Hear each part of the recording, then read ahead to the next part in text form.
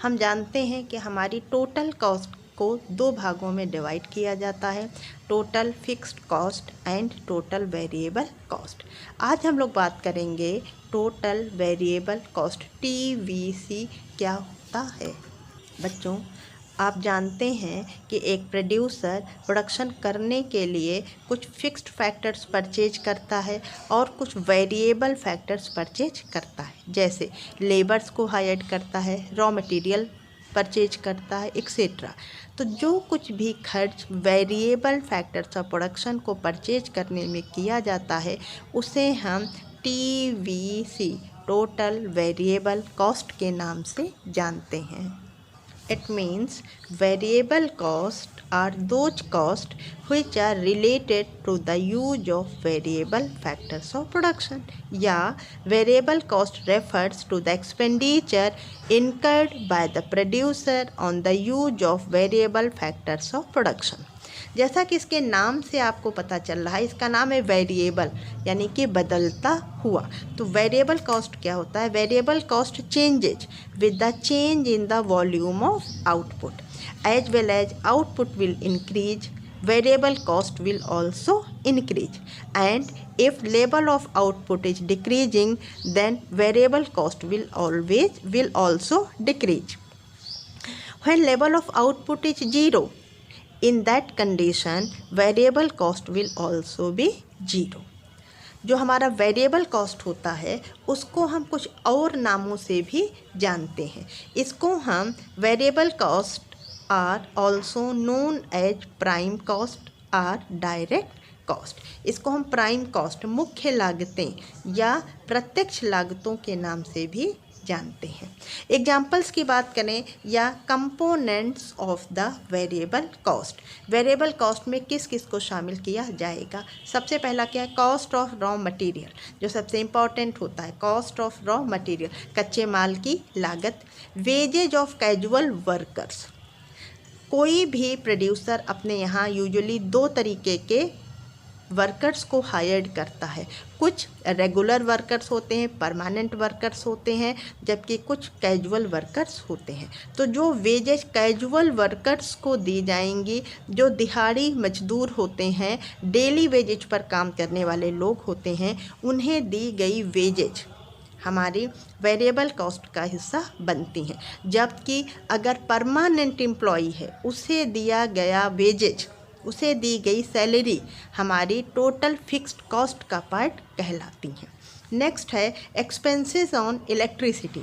Electricity bill, जो minimum rental value होता है इलेक्ट्रिसिटी बिल में, जो मिनिमम रेंटल वैल्यू है वो TFC का भाग माना जाता है बच्चों।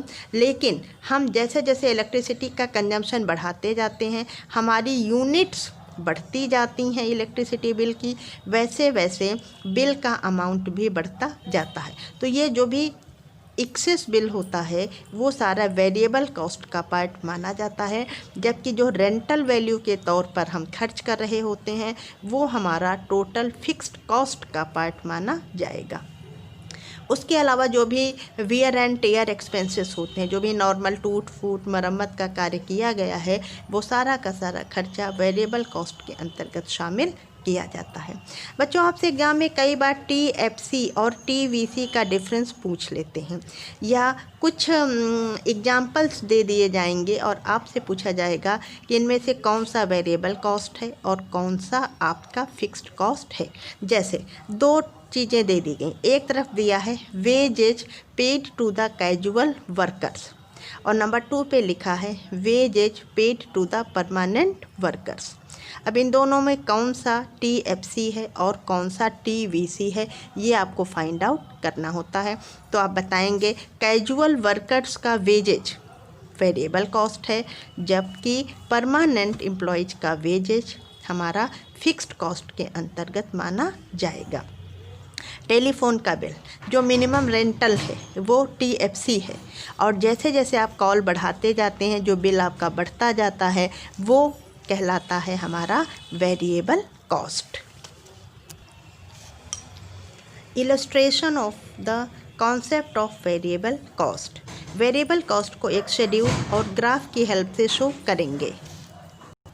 टोटल वेरिएबल कॉस्ट की एक शेड्यूल बनाते हैं। कॉलम 1 यूनिट्स ऑफ आउटपुट 0 से लेकर 6 तक, and in column number 2 total variable cost is shown. When level of output is 0, then total variable cost is also 0, as well as level of output will increase from 0 to 1, 1 to 2, 2 to 3 and so on.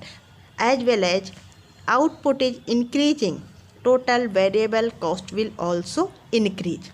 It was 0 at 0 level of output, and it becomes 10 at 1 unit of output. When producer is producing 2 units of output, then variable cost is 18 rupees, and when producer is producing 4th unit of output, then total variable cost is 28 rupees. It shows as well as level of output will increase, total variable cost will also increase and vice versa. यानी कि अगर इस schedule को हम पीछे से पढ़ें, उल्टा पढ़ें, 6 यूनिट का प्रोडक्शन हो रहा था, then total variable cost was 38 rupees. Production 6 से घटकर 4 यूनिट रह गया, टोटल वेरिएबल कॉस्ट 38 से डिक्रीज होकर 28 हो गया। प्रोडक्शन और कम हुआ, 2 यूनिट का हुआ, variable cost also decreases from 28 rupees to 18 rupees, and if production is 0 then variable cost is also 0।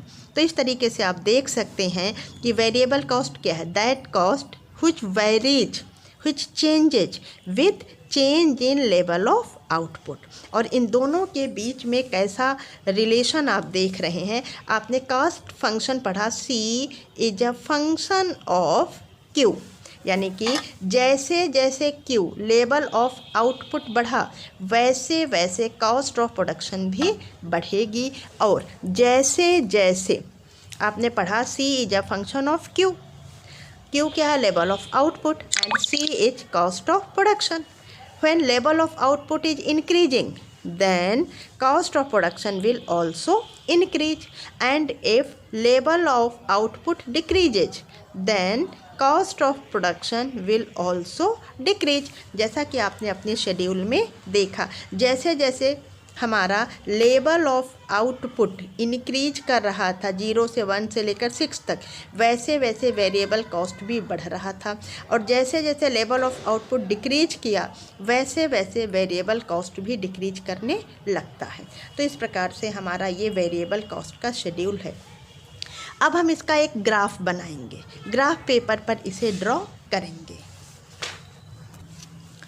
O x axis पर यूनिट्स ऑफ आउटपुट और ओ वाई एक्सिस पर टोटल वेरिएबल कॉस्ट को शो किया जाएगा।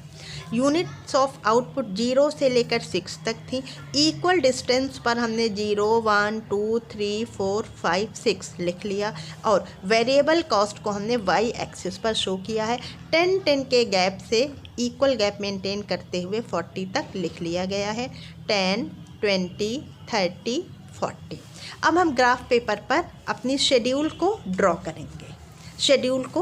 करेंगे, यानी कि जो 0 लेवल ऑफ यूनिट्स थी उस पर 0 TVC थी, तो पहला पॉइंट हमारा ये मिलेगा। दूसरा, when we are producing first unit of production, then producer was giving ₹10 as variable cost, तो इधर से 1 ले लिया और इधर से 10 लेकर ये एक पॉइंट ड्रॉ कर दिया गया।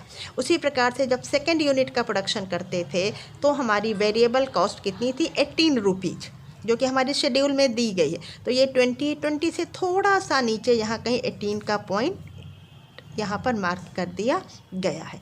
थर्ड यूनिट पर बच्चों कितना है, 24 रुपीज़, तो इधर से थर्ड यूनिट हमने 3 लिया और इधर से 24 लेंगे। 24 हमारे 20 और 30 के बीच में कहीं यहाँ पर आएगा, तो इधर से ये ले लिया पॉइंट और इधर से 3 वाले पॉइंट को लेकर इधर से 3 नापा स्केल से और इधर 24 मेजर किया और ये हमें एक पॉइंट मिल गया। इस पर हमने एक पॉइंट मार्क कर दिया। उसके बाद फोर्थ यूनिट का प्रोडक्शन करने पर 28 रुपीज़ का खर्चा आ रहा था, तो इधर से 4 लिया और इधर से 28 इस 30 के थोड़ा सा नीचे कहीं हमें दिखेगा ये पॉइंट, यहाँ से हमने यहाँ पर एक पॉइंट मार्क कर दिया। 5th यूनिट पर 32 रुपीज़ का खर्चा आ रहा था, इधर से 5th यूनिट लिया और इधर से 32, इस 30 और 40 के बीच में यहाँ कहीं आएगा, तो यहाँ से हम पॉइंट लेंगे और यहाँ पर एक पॉइंट मार्क कर देंगे। लास्ट यूनिट 6th यूनिट का प्रोडक्शन करने पर खर्च कितना आया था बच्चों? 38 रुपीज़ का वेरिएबल कॉस्ट के रूप में। तो इधर से हम 6 लेंगे और वाई एक्सिस पर 38 लेंगे। 40 से थोड़ा सा नीचे यहाँ कहीं 38 आएगा, तो ये इधर से हम मार्क करते हुए एक पॉइंट हमने यहाँ पर बना लिया। अब इन सारे पॉइंट्स को फ्री हैंड हम ड्रॉ कर देंगे। इन सारे पॉइंट्स को फ्री हैंड ड्रॉ कर दिया जाएगा। तो इसको ड्रॉ करने पर एक हमें ये टेढ़ा मेढ़ा कर्व मिलता है। इसी टेढ़े मेढ़े कर्व का नाम होता है TVC। बच्चों, जो हमें कर्व मिला है वो कुछ इस प्रकार का है कि शुरू में ये कैसा है? Concave to the origin. उसके बाद ये कर्व अपना शेप यहाँ से चेंज करता है and then becomes convex to the origin. यानी कि इसको अगर आप ध्यान से देखें तो ये आपको इन्वर्स अल्फ़ाबेट S, जो हमारा इंग्लिश का अल्फ़ाबेट होता है S, उसके जैसे इंग्लिश का अल्फ़ाबेट S कैसे होता है, इस प्रकार से जाता है। तो ये आप ध्यान से देखें तो ये क्या इन्वर्स S है, S के उल्टा है। यानी कि शुरू में ये हमारा कॉनकेव टू द ओरिजिन है, बाद में कॉन्वेक्स टू द ओरिजिन हो जाता है। और एक पॉइंट हमें ऐसा यहाँ पर मिलता है, इसका नाम मैंने पॉइंट A रख दिया। ये एक ऐसा पॉइंट है जहाँ से कर्व अपना शेप चेंज कर रहा है। शुरू में ये क्या था? कॉनकेव टू द ओरिजिन, और बाद में it becomes convex to the origin. तो ये एक पॉइंट होता है जिसको हम कहते हैं point of inflection. Point of inflection means एक ऐसा point, a point from where curve changes its shape. पहले इस पॉइंट A के पहले कर्व क्या है? कॉनकेव टू द ओरिजिन, और इसके बाद क्या हो जाता है? Convex to the origin. इसलिए इस पॉइंट को नाम दिया जाता है पॉइंट ऑफ इन्फ्लेक्शन। और हमारा वेरिएबल कॉस्ट कर्व उल्टा S के शेप का देखने को मिलता है। इसके पीछे क्या रीजन है कि शुरू में ये कॉनकेव है, बाद में कॉन्वेक्स है, तो उस रीजन की बात हम लोग करेंगे। हाँ बच्चों, आपने प्रोडक्शन फंक्शन वाले चैप्टर में TP टोटल प्रोडक्ट कर्व का शेप पढ़ा था। वहाँ आपने देखा था कई बार क्या होता था, स्टार्टिंग स्टेज में TP increases with increasing rate. TP increases with increasing rate starting में मिला था, और उसके बाद आपको क्या दिखा था कि TP increases with decreasing rate. Increase तो कर रहा था लेकिन किस रेट से? With decreasing rate. तो ये आपने पढ़ा था, आप इससे परिचित हैं। आप जानते हैं कि कभी TP इंक्रीजिंग रेट से इंक्रीज होता है तो कभी TP आपका इंक्रीज होता है but at decreasing rate. When TP increases with increasing rate, उस कंडीशन में कर्व का शेप कैसा था? Convex to the origin. यानी कि जब कोई चीज़ इंक्रीजिंग रेट से इंक्रीज करेगी तब उसका शेप कैसा होगा? Convex to the origin. और जब कोई चीज़ इंक्रीज तो करे बट एट डिक्रीजिंग रेट, उस समय उसका शेप कैसा होता है? Concave to the origin. तो दो तरीके के शेप से आप परिचित हैं, convex to the origin and concave to the origin. When total product was increasing with increasing rate, at that time shape of curve was convex to the origin, and when TP was increasing with decreasing rate, at that time shape of curve was concave to the origin. वहीं से बेटा concept लेकर हम आगे बढ़ेंगे। बच्चों, हम अपनी शेड्यूल पर वापस आते हैं। आप देख सकते हैं कि स्टार्टिंग में TVC के इंक्रीज होने का रेट क्या है? TVC ऑलवेज इंक्रीज कर रही है, 0 से 10, 10 से 18, 18 से लास्ट आते आते 38 कांस्टेंट ये इंक्रीज कर रहा है। अब हमें ये देखना है कि इसकी इंक्रीज करने का रेट क्या है। शुरू में 0 से 10 यानी 10 यूनिट्स का इंक्रीज हुआ। नेक्स्ट में क्या है? 10 से 18 यानी 8 यूनिट का इंक्रीज हुआ। नेक्स्ट में 18 से 24 6 यूनिट्स का इंक्रीज हुआ। फिर 24 से 28 यानी 4 यूनिट का इंक्रीज हुआ। फिर 28 से 32 अगेन 4 यूनिट। अब आप ये देखें क्या है कि यहाँ तक 4 तक आपका वेरिएबल कॉस्ट इंक्रीज कर रहा है लगातार, लेकिन इसके इंक्रीज करने का रेट क्या है? पहले 10 यूनिट्स था, देन 8, 6, 4 और 4 के बाद अगेन 4 यानी कांस्टेंट हो गया। यानी कि स्टार्टिंग में हमारा TVC क्या हो रहा है? स्टार्टिंग में हमारा TVC यहाँ तक 28 तक क्या हो रहा है? इंक्रीज तो कर रहा है, बट किस रेट से? With decreasing rate. स्टार्टिंग में TVC as increasing with decreasing rate. तो जब डिक्रीजिंग रेट से बढ़ रहा है तो उस कंडीशन में कर्व का शेप कैसा होना चाहिए? Concave to the origin. उसके बाद 4 कांस्टेंट हो गया, यानी कि पॉइंट ऑफ इन्फ्लेक्शन आ जाएगा। अब इसके बाद क्या होगा? इसके बाद आप देखें 32 था, 32 से बढ़कर 38 हुआ, तो यहाँ पर डिफरेंस कितना है? 6 यूनिट्स का। अभी भी ये इंक्रीज कर रहा है, 10 से लेकर 4 तक डिक्रीजिंग रेट से इंक्रीज कर रहा था। फिर 4 कांस्टेंट हो गया, पॉइंट ऑफ इन्फ्लेक्शन आ गया। उसके बाद 4 से बढ़कर कितना हो गया? 6 यूनिट्स का इंक्रीज हो गया। यानी कि now TVC is increasing with increasing rate. और जब कोई भी चीज़ इंक्रीजिंग रेट से बढ़ेगी उस समय कर्व का शेप कैसा हो जाएगा? Convex to the origin. तो ये जो अभी कॉनकेव टू द ओरिजिन था वो यहाँ पॉइंट ऑफ इन्फ्लेक्शन आया, और पॉइंट ऑफ इन्फ्लेक्शन के बाद ये कॉन्वेक्स टू द ओरिजिन हो जाएगा। इसी कर्व का नाम होता है TVC। तो आपने देखा कि TVC total variable cost curve में यहाँ हमें पॉइंट ऑफ इन्फ्लेक्शन मिला।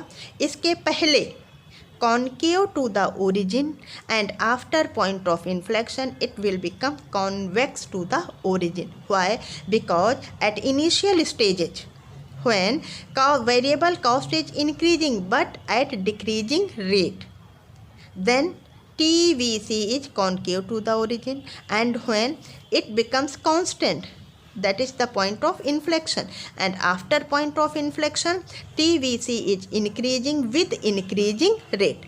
So shape of curve will be convex to the origin. तो इस प्रकार से टोटल वेरिएबल कॉस्ट कर्व हमारा तैयार हो जाता है।